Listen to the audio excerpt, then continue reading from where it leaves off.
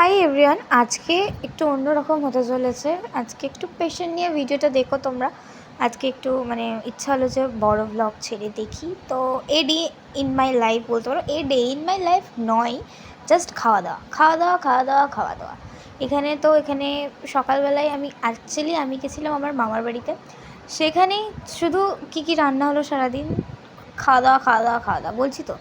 তো এখানে মা ফ্রাইড রাইসের জন্য সব সবজিগুলো কাটছিল। এটা তো সবাই জানো তোমরা, মোটামুটি যা লাগে তাই।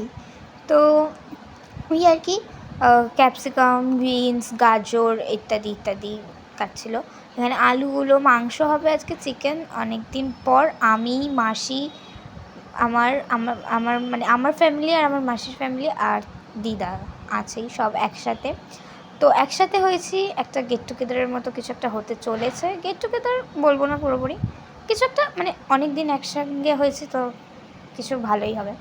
তো এখানে বাসমতি রাইস, চালের যে রাইস ভাতটা হয় না, চালটা, ওই চালের ফ্রাইড রাইস আর চিকেন কষা হতে চলেছে। কষা নয়, একটু ঝোলঝোলই থাকবে, বিকজ আমাদের ওটা দিয়েই খেতে হবে, আর কিছু নয়। তো এখানে মা চিকেন করার প্রসেসটা আমি তোমাদের সবটাই দেখাবো, আস্তে আস্তে দেখতে থাকো তোমরা।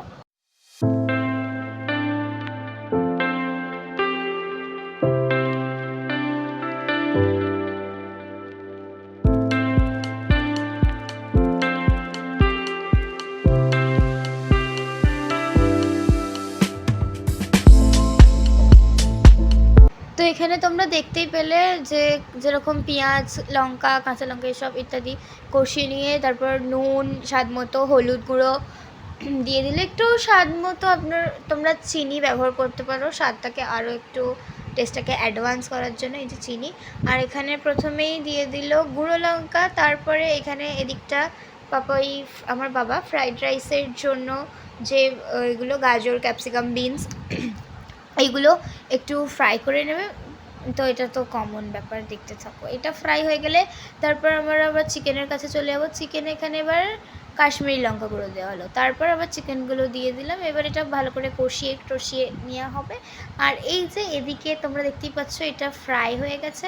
এবার তোমরা দেখতেই পাচ্ছ, এটা এখানে ওই সবজিগুলো দিয়ে দেওয়া হলো। তারপরে হালকা ফুটে গেলে চিকেনটা একটু বসিয়ে দেওয়া হয়েছিল কসুরি মেথি দিয়ে। তারপরেই আমরা বসে গেছিলাম লাঞ্চের জন্য। তো সবাই একসাথে মিলে লাঞ্চ করছিলাম।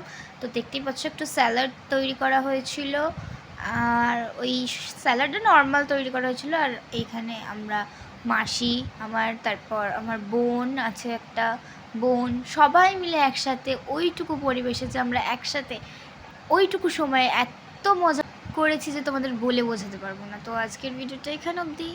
ভালো লাগলে ভিডিওটা লাইক করো, আর কমেন্ট করো, শেয়ার করো, আর এরকম ভিডিও আরও আসতে চলেছে। তো এই দেখো, এটা আমার বোন, কি ভালো না? আর তোমরা সবাই সুস্থ থেকো, হ্যাপি থেকো, বাই বাই।